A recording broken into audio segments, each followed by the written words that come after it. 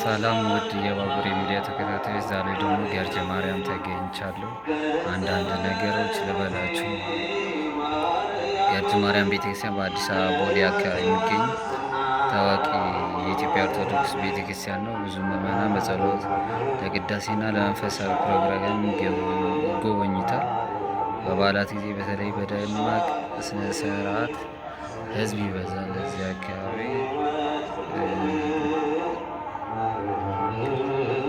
ገርጂ ማርያም በአዲስ አበባ ገርጂ አካባቢ የሚገኝ ታላቅና ታዋቂ የኦርቶዶክስ ቤተክርስቲያን ነው። በተለይ የእሁድና የበዓላት ቀናት በጣም ብዙ ምዕመናን የሚበዛበት ቤተክርስቲያን ነው።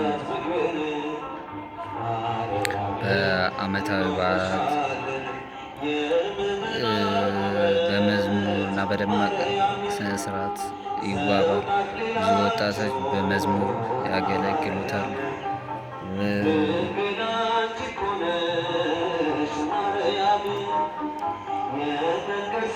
አመሰራረቱ ሁሉንም ምዕመናን በመረባረብ ችሉ የመሰለች ቤተክርስቲያን የተሰራ ሲሆን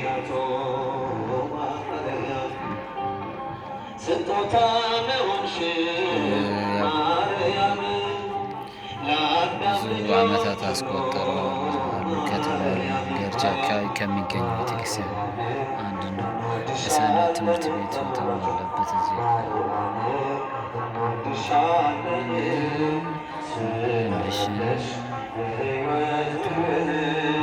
እና እቺ የመሰለች ውብ ቤተክርስቲያን በምዕመናን ርብርብ ተሰርተዋል። ማለት በጣም አታምርም? በጣም ነው የምታምረው።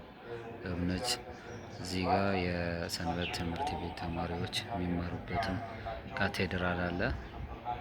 በጣም ነው የሚያምረው። በጣም ደስ ይላል።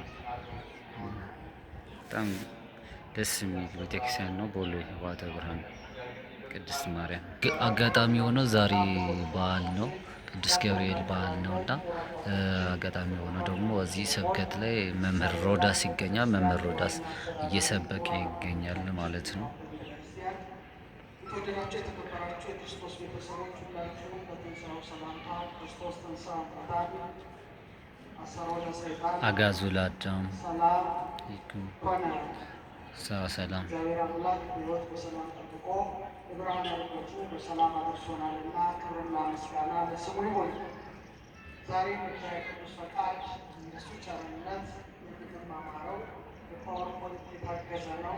እንደምታውቁት 30ኛ መጽሐፌ መልክዓ ስዕል የባቡርና ትርጓሜው በዮድ አቢሲኒያ ሚያዝያ 18 በ8ኛው ወር 2018 በደመ